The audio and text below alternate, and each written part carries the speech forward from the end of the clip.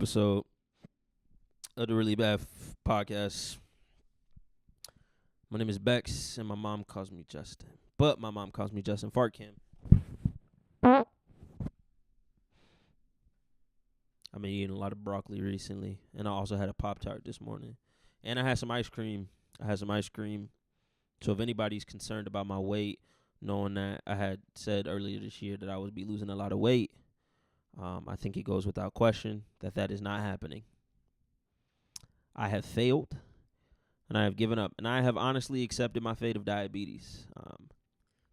So you will see me probably kidneyless, feetless, footless, and impotent for the rest of my life. And I'm only 26. Not to be a nihilist in any way, but I think I'm done. Just generally speaking. And outside of me committing to this, 2 years ago, coming up on our 2-year anniversary on May 10th, my first episode was me telling my friend's ex-girlfriend that I was madly in love with because we had a short 2 to 3 week summer fling where I fingered her poorly on her daybed and ended a decades-long friendship over. I don't know what I was saying something just then about this 2-year anniversary. Yeah, right. The first episode was me shitting on her, and now look where we are. Less views than the first episode, averaging. I was gonna say a bunch of shit. I'm done with the podcast. I think it's ran its course. 2 years has been enough time. I thought I would be famous by now, and that is not the case. A little bit of success on the TikTok thing. I kind of phased out. Was done with it. Wasn't really satisfying me at all. So yeah, the podcast is kind of over. I'm gonna get to 100 episodes out of principle, but I'm done, man. I'm done with this shit. Initially, it started off as a avenue or to channel what traditional talk therapy would, just sitting and talking through my issues and my vices and all that crazy stuff. And now it's just kind of hit the point where I'm done. A friend of mine, I don't even want to consider her a friend, to be honest. But she claimed she wanted to be on the episode, and then every time she gets an opportunity to shit on the podcast, she does. So fuck her.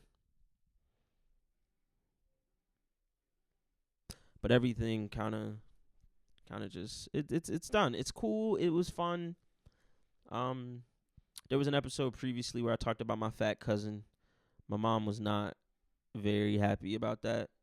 It got back to my dad's side of the family, and they were cackling. And my grandmother, who generally speaking it has never been the nicest, I think there's grounds to say she can be quite an asshole.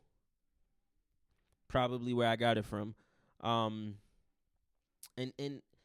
as a child, her assholeness was very abrasive. But I think now that I've grown, one, I understand how my father was formed from this, but then also I see where I think her cynicism is honestly just the way that she comprehends a lot of bullshit that gets thrown away. So I find relief in one, knowing that me and her can connect, at least on the fact that we don't really give a fuck. But then also to know that what's been passed down to me, the negative shit, I think her genetics are why I'm short, cause she's Italian and shit. But just kind of what was passed down is kind of this fervor for I don't know. Not fervor. I don't know. I don't know where I was going. But yeah, she saw it and she was laughing apparently, but she also was tell that nigga to calm the fuck down. And you know what? My mom wants me to take down the episode. I don't know if I will or not. Honestly, I really don't care. To my mom, I kind of promised her to chill out at least. But once that whole shit, I don't, and apparently, so the wedding is passed now. Whatever. I hear say people left early. Who gives a fuck? It doesn't really fucking matter. I don't really care. I did not even think about the wedding, but I think what's even more imperative of it all is that still she is trying. From what I hear, this is hearsay. So, fat cousin, if you see this, I will not call you a fat bitch anymore. I promise my mom, no more fat bitch. Fat cousin. I won't even say fat anymore. Overweight, non-exercising cousin. Let me spit out my gum real quick.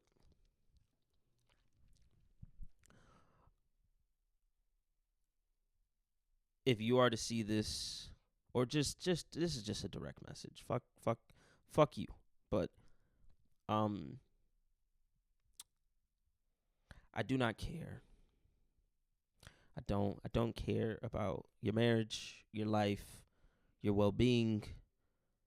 Um, Anybody extended to you, albeit your husband, and this is a little careless but truthful. Even your father, seeing that he is not a blood relative to me. Now your mother, love her to death. So please understand that you do not cross my mind in any capacity. And honestly, if this is beef until you die, because you will die before me, I'm okay with that.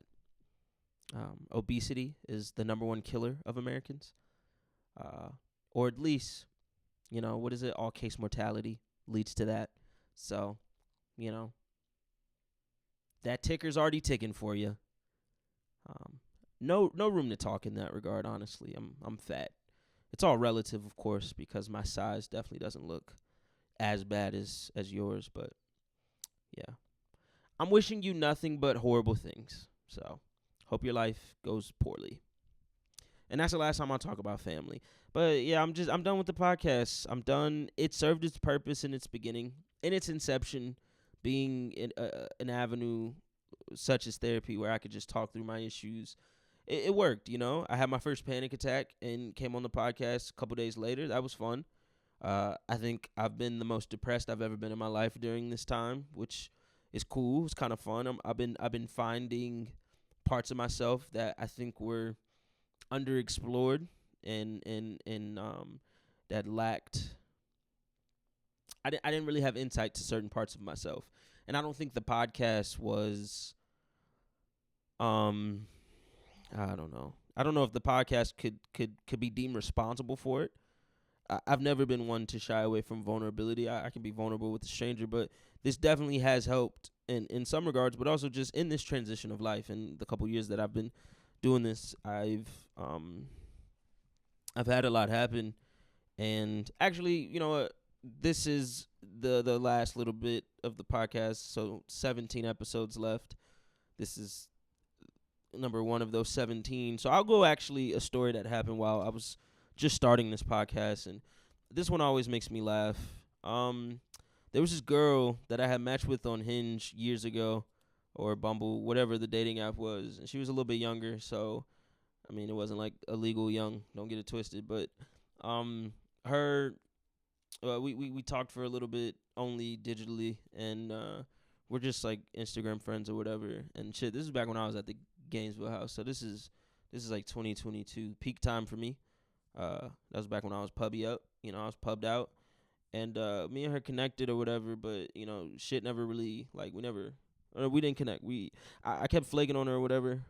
I don't know. That's neither here nor there. But randomly, she unfollowed me after a while. Whatever. She follows me back on a random day, and I had a feeling that she was dating somebody in between that, 'cause it was about a year or so between her, unfollowing and following back. But what was very funny is she follows me back or whatever. She immediately starts, sparking up a conversation in the DMs, talking about she watched the podcast, yada yada, so on and so forth. And then I had posted like a day or two later that I had an extra concert ticket if anybody wanted to come. And she swiped up. I said, bet. We went. She gives me this whole sob story. once we got back from the concert, I was like at her place. She had stayed in this apartment near Kennesaw and or whatever. So we went to like this little like clubhouse commonplace area. And during the concert, there was a podcast clip that she had watched that spoke about how me and Miles had recorded an episode, and we just started laughing about domestic violence. So I never posted it, and she was like, "Oh my God, what was the joke? You know, I really need that." And during the concert, I did notice she had like a little bit, which looked like a little bruise under her eye, like at her cheekbone.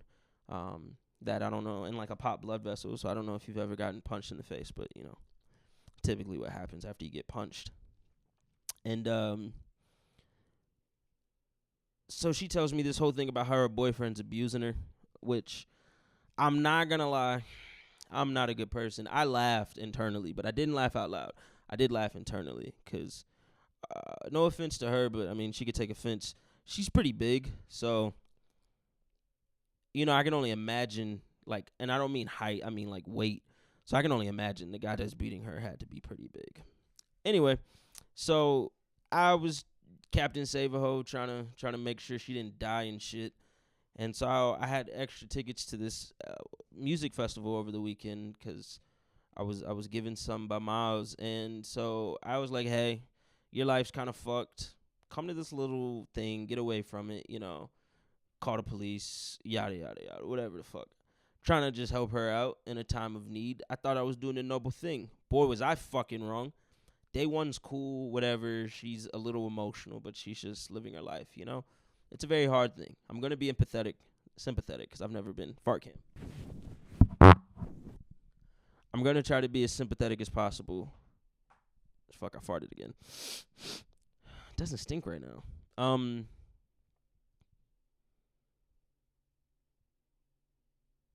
She was younger. I don't know. I'm 24 at the time, so she's 22. You know, abusive relationships in general are very complicated, and in a lot of ways, you try to be nice and say like, well, bitch, if you get beat the fuck up, leave. But at the same time, I can at least reason with the fact that like having somebody betray you in such a way that's not cheating, but literally is physical violence while you're in a relationship can be very perplexing, especially if you feel inferior to them, especially from a physical perspective or a financial perspective, whatever the fuck it may be. Anyway, this bitch is getting beat the fuck up, and so she's teary-eyed crying about shit a little bit, but she's, you know, trying to be stoic, and, you know, she's staying over my apartment, sleeping on my couch, and it is what it is. Life is okay the first day. I'm, you know, trying to console her as much as possible, spending a lot of fucking money, and you know, I think, like, the devious side of men is to go, like, well, I'm gonna get some pussy out of this at least, thinking you're gonna get, like, pity pussy, and I knew I was a good person because that never crossed my mind. Like, there was not even a thought of wanting to fuck her. Because, one, I'm like, why would I have sex with somebody that gets beat up? I like women with more self-respect. Anyway, day 2 comes around. It's a 2-day festival. We get there early because of the artist in the top slot, Mr. Leon Thomas, great artist. I wanted to see him, and honestly, that was really all it was for. And then what's that bitch name? Sorry, I didn't mean to say bitch. Sexy Red was performing that day too, so I was excited for those 2 acts. He was at like 1:00, she was at 5, so I was like, okay, cool. 1 to 5, got work tomorrow. It's gonna be a good little vibe. Day 2 comes around, and you know she had went to her parents' house. She was supposed to like tell her mom she getting beat up and shit. She ended up not doing that. Came back over in the morning. We drive down. It's gonna be a good time this time. Boy, was I fucking wrong. We get there. We were parking at this Burger King. That's not really important. I just like it. It's off North Ave, right across. I don't know what park that is. Piedmont? Who? Not Piedmont. I don't know. Main. I don't know Atlanta. I don't really give a fuck about Atlanta. It's just a park on North Ave by the Burger King, like up the street from Ponce. And so we're there the second day, and at one point she's like, "I'm ready to get fucked up today." I already tell the energy's kind of shifted from the day previous. I do have a good couch, so maybe it was just the rest from that couch. Anyway, I damn, I forgot where I was at. Anyway, oh yeah, fucking beat up and shit. Anyway, she fucking has like an emotional moment. We were going back to the Burger King to get something to eat, And she's like crying, confessing, just, life is fucked up. What do I do? I love this person. And like a part of me is like feeling bad, but then a part of me is also like, bro, you're getting beat up. And it was bad. Like the black eye that was like still healing at the time in which I saw it, like half of her face was like black, black. And I was like, holy fuck. And she's not like, like black. She's like Mexican. So like, you can see all of this shit. Shit was fucked up. Like her whole face was fucked up. And he did it before, like she had like a photo shoot and shit or something. I don't know. The story's kind of loose. It's been so long now. But anyway, this fucking dumb bitch. I'm sorry. I didn't mean to be rude. I'm sorry. I'm a feminist. I promise. I'll get to the reason why I think she's dumb. Anyway, that happens. Blah, blah, blah, blah, blah. She got really emotional in the Burger King, and then she, like, left for, like, 2 hours. Oh, that was an important thing. No, that happens later that day. Yeah, anyway. So she leaves for, like, not 2 hours. It's, like, 45 minutes of her in a bathroom at a Burger King. I'm like, all right, that's strange. But I also have my nigga senses on. I was like, she probably texting him. Who gives a fuck? He was, like, blowing up her phone the night before, too. It was crazy on, like, no caller ID and shit. Another fart cam. So life goes on. It continues. And the day goes on. And we're supposed to be seeing Sexyy Red. Well, Sexyy Red doesn't show the fuck up. And so this nigga named Honcho gets on stage. Now, she's definitely drunk, high, whatever the fuck at this point. Just in the mood, like just kind of do da-da-da-da. Kind of has this weird moment where she's trying to be affectionate. And I'm like, yo, chill out, you're drunk, whatever. It's like 2 minutes of that and then she's done. But we are kind of like, not cuddled up, but like we're together because it's just me and her, like on a blanket looking at. It's like a picnic thing, right? Festivals and shit. I see this girl that I went to high school with, don't really know her, don't know her name or anything, but it was just funny because I saw her, I was like, hey, I went to fucking high school with you.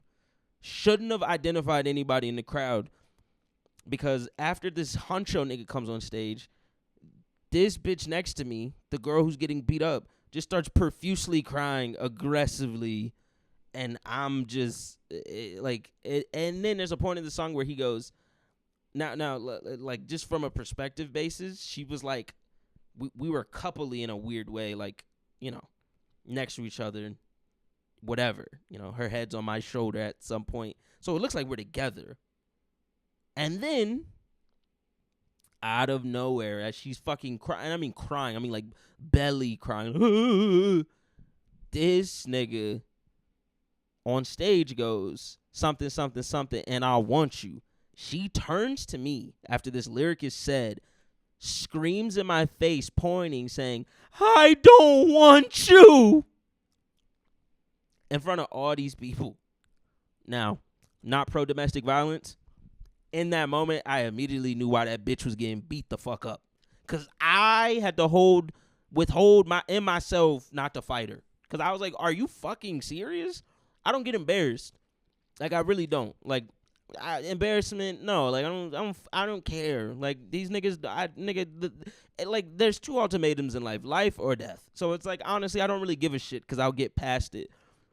But I was very angry. I've never almost put my hands on somebody, but I almost choked her out because I was like, what the fuck are you talking about?